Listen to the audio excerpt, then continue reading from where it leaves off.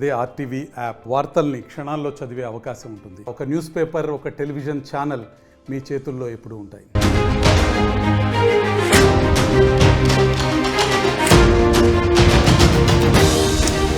భారత్ పాకిస్తాన్ మధ్య ఉద్రిక్తతల నేపథ్యంలో, యుద్ధ వాతావరణం నేపథ్యంలో భారతదేశం పాకిస్తాన్కి వరుస షాక్లు ఇచ్చుకుంటూ వెళ్తోంది, వరుస ఆంక్షలు విధించుకుంటూ వెళుతోంది.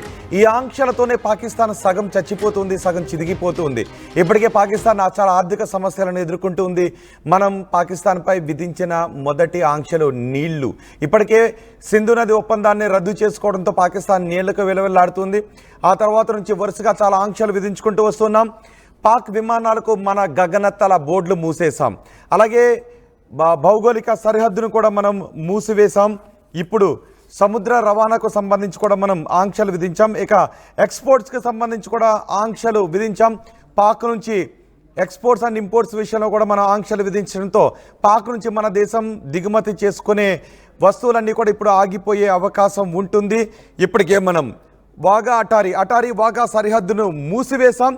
పాకిస్తాన్ భారతదేశం మధ్య రవాణా జరిగే మార్గాల్లో ఇది ప్రధానమైనది. అటారీ వాఘా సరిహద్దును మూసివేశాం.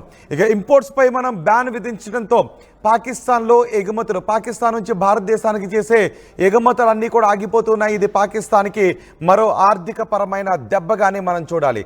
పాకిస్తాన్పై మనం ఇంకా భౌతిక దాడి మొదలు పెట్టలేదు, ఏ మిసైల్స్ని కూడా మనం ఇంకా ప్రయోగించలేదు. అప్పుడే పాకిస్తాన్ మన వ్యూహాత్మక బాంబులతో విలవిల్లాడిపోతుంది.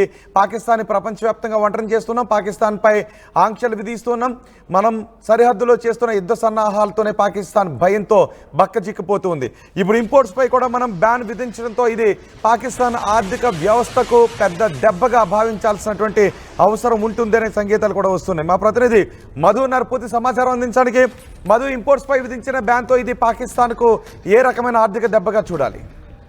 ఎగ్జాక్ట్లీ, అంటే చాలా మటుకు కొన్ని విషయాల పైన పాకిస్తాన్ భారత్ పైన ఆధారపడి ఉంది ఎక్స్పోర్ట్స్ సంబంధించి. ఎందుకంటే భారత్ నుంచి అనేక వస్తువులు వస్తు రూపంలో ఎక్స్పోర్ట్ అవుతా ఉంటాయి. అది కూరగాయలు కావచ్చు, ఇంకా ఇతరత్రకు సంబంధించినటువంటి అనేక అంశాలు కావచ్చు. సో ఇప్పటికే పంజాబ్కి సంబంధించినటువంటి రైతులే స్వతహాగా తీసుకున్నారు. భారత్ ప్రకటించక ముందుకే అక్కడ పంట పండించేటువంటి కూరగాయలను పాకిస్తాన్ కు ఎగుమతి చేయొద్దు అనేటువంటిది నిర్ణయం తీసుకున్నారు. అవసరమైతే మేము వాటిని ఉపయోగకరం లేకుండా సరే, అంటే మాకు డబ్బులు లేకపోయినా పర్లేదు, ఉచితంగా పంపిణీ చేస్తాం, కానీ పాకిస్తాన్ కు ఎగుమతి చేయమనేటువంటిది గతంలోనే నిర్ణయం తీసుకున్నారు. సో ఇంత యూనిటీ ఉంటుంది పాక్ భారత్ మధ్య ఉద్రిక్తత సిచ్యువేషన్. ఎందుకంటే అమాయకులను పొట్టన పెట్టుకుంటున్నారు ఉగ్రవాద రూపంలో పాకిస్తాన్. కాబట్టి ఇప్పుడు డైరెక్ట్ గా భారత ప్రభుత్వమే నిర్ణయం తీసుకుంది, ఎలాంటి ఎగుమతులు పాకిస్తాన్ కి ఉండవు, వస్తువుల రూపంలో వెంటనే తక్షణమే నిషేధం విధిస్తున్నామనేటువంటిది భారత్ తీసుకునే నిర్ణయంతో మరొక చావు దెబ్బ అనే చెప్పాలి పాకిస్తాన్ కి.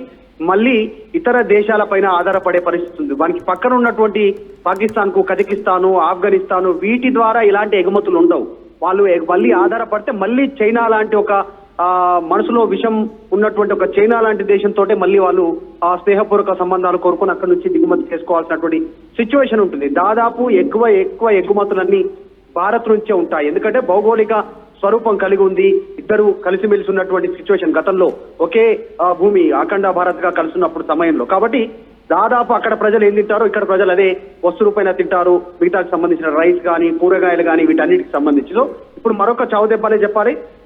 దాంతో పాటు ఇప్పటికే నిషేధం విధించారు. పాకిస్తాన్ కి సంబంధించినటువంటి వ్యక్తులు ఎవరైతే భారత్ లో ఉన్నారో వాళ్ళు వెళ్లిపోవాలనేటువంటిది, పాకిస్తాన్ లో భారతీయులు ఎవరు ఉన్నారో వారు వెంటనే తిరిగి రావాలని చేస్తుంది. తర్వాత పాక్ హై కమిషన్ ఇక్కడ నుంచి వదిలి వెళ్లిపోవాలనేటువంటి ఆంక్షలు. ఇప్పుడు మళ్ళీ నౌకలు కూడా వెళ్ళొద్దు అనేటువంటిది చాలా స్పష్టమైనటువంటి ఆదేశాలు ఇచ్చినటువంటి నేపథ్యంతో ఇలాంటి వ్యూహాత్మకమైనటువంటి నిర్ణయాలతో పాక్ ఒంటరవుతుంది, కుదేలయ్యేటువంటి సిచ్యువేషన్ ఉంది. ఇప్పటికే పిఓకేను ఖాళీ చేసి పాక్ వెళ్లిపోతున్నటువంటి సిచ్యువేషన్. అక్కడ స్వయంగా ఉగ్రవాదులను మంచి రక్షణ ఉన్నటువంటి ప్రాంతాలకి, బంకర్లలోకి అక్కడ ఆర్మీ, ప్రభుత్వమే పాక్ ఆర్మీ తరలిస్తున్నటువంటి సిచ్యువేషన్ కనిపిస్తోంది. సో ఇవన్నీ భారత్ తీసుకున్నటువంటి స్టెప్ బై స్టెప్. ఇప్పటికీ భారత్ మౌనంగానే ఉంది. ఇద్దరు మాట్లాడారు బహిరంగంగా. ఒకరు ప్రధాని అయితే మరొకరు అమిత్ షా, కేంద్ర హోంశాఖ, వాళ్ళిద్దరు మాత్రమే స్టేట్మెంట్ ఇచ్చారు, ఉగ్రవాదులు ఎక్కడున్నా వదిలేదు లేదన్నటువంటి. తర్వాత ఎలాంటి స్టెప్ లేదు, యుద్ధం డైరెక్ట్ గా చేస్తున్నామని కానీ, ఈ రోజు యుద్ధం ప్రకటిస్తున్నామని కానీ ఎలాంటి స్టేట్మెంట్ లేకుండానే పాక్ వణికిపోతున్నటువంటి సిచ్యువేషన్ ఉంది. రైట్ మధు, పాకిస్తాన్ పై మరో కొన్ని ఆంక్షలు విధించింది భారతదేశం. ఇప్పటికే మనం కేవలం మాట్లాడిన మాటలు ఐడెంటిఫై, ట్రేస్ అండ్ పనిష్.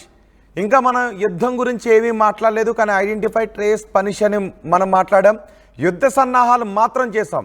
ఇప్పటి వరకు యుద్ధం గురించి మాట్లాడింది పాకిస్తానే. భారత్ మాపై యుద్ధం చేస్తుంది, ఇదిగో 24 గంటల్లో, ఇదిగో 36 గంటల్లో మాపై కొట్టేస్తుంది అని పాకిస్తాన్ మాత్రమే మాట్లాడింది. సైరన్ సిస్టమ్స్ను కూడా ఏర్పాటు చేసుకుంటూ ఉంది. పీఓకేలో ఉన్న జనాభా కూడా కొన్ని ఆదేశాలు జారీ చేసింది. 2-3 నెలలకు సరిపడా ఆహార పదార్థాలను కొనుగోలు చేసుకుని ముందే సిద్ధంగా ఉంచుకోండి అని. మరోవైపు భారతదేశం పాకిస్తాన్పై ఆంక్షలు విధించుకుంటూ వెళ్తోంది. ముందుగా మనం విధించింది సింధు నదీ జలాల ఒప్పందాన్ని రద్దు చేసుకోవడం దగ్గర నుంచి వరుసగా ఆంక్షలు విధించుకుంటూ వెళ్తున్నాం. తాజాగా ఇప్పుడు పాకిస్తాన్కు సంబంధించిన ఏ షిప్స్ కూడా మన భారత పోర్ట్లలో ఆగటానికి అవకాశం లేదు. పాకిస్తాన్ జెండాతో ఉన్న ఏ ఓడ కూడా భారత పోర్ట్లో ఆగటానికి అవకాశం లేదు అంటూ ఆదేశాలు జారీ చేశాం. ఆ ఆదేశాలను కూడా మనం ఆర్టీవీ స్క్రీన్ పైన చూడొచ్చు. అంతేకాదు పాకిస్తాన్ నుంచి దిగుమతి చేసుకునే ఏ వస్తువులు కూడా పాకిస్తాన్లోకి రావటానికి అవకాశం లేదు. దిగుమతులపై కూడా మనం ఆంక్షలు విధించాం. ఇప్పటికే వాఘా అటారీ బోర్డర్ని కూడా మనం మూసివేశాం. అటు గగనతలాన్ని మూసివేశాం. పాకిస్తాన్కు సంబంధించిన ఏ విమానాలు కూడా భారత గగనతలంలోకి రావడానికి అవకాశం లేదు. ఇటు మనం పోర్టులోనూ ఆంక్షలు విధించాం. ఏ ఓడలు కూడా పాకిస్తాన్ జెండాతో ఉన్న ఏ షిప్స్ కూడా మన పోర్టుల్లో ఆగటానికి వీలు లేదు. ఇక పాకిస్తాన్కి సంబంధించిన ఏ వస్తువులు మన దేశానికి దిగుమతి కాకూడదు అని ఆంక్షలు విధించడంతో ఇప్పుడు పాకిస్తాన్ ఆర్థికంగా చితికిపోతుంది, ఆర్థికంగా సతమతం అవుతుంది. ఇప్పుడు మనం పాకిస్తాన్ని మనం వ్యూహాత్మకంగా కొడుతూ ఉన్నాం. ఇటు ఏ క్షణమైనా దాడి చేయడానికి త్రివిధ దళాలు సిద్ధంగా ఉన్నాయి. కానీ అంతకంటే ముందే ప్రపంచవ్యాప్తంగా పాకిస్తాన్ని ఒంటరిని చేశాం. పాకిస్తాన్పై మనం ఆంక్షలు విధించాం. పాకిస్తాన్కి మనం క్షణక్షణం భయాన్ని పరిచయం చేస్తూ ఉన్నాం. ఈ 3 బాంబులు లాంటి వ్యూహంతో మనం ముందుకు వెళ్తూ ఉంటేనే పాకిస్తాన్ వణికిపోతుంది. సో ఇప్పుడు తాజాగా విధించిన ఇంపోర్ట్స్ ప్రభావం ఏ విధంగా ఉంటుందని మీరు అనుకుంటూ ఉన్నారు? మనం విధిస్తున్న ఆంక్షల ప్రభావం ఏ విధంగా ఉంటుందని మీరు అనుకుంటున్నారు? మీ అభిప్రాయాన్ని కామెంట్ బాక్స్లో తెలియజేయండి.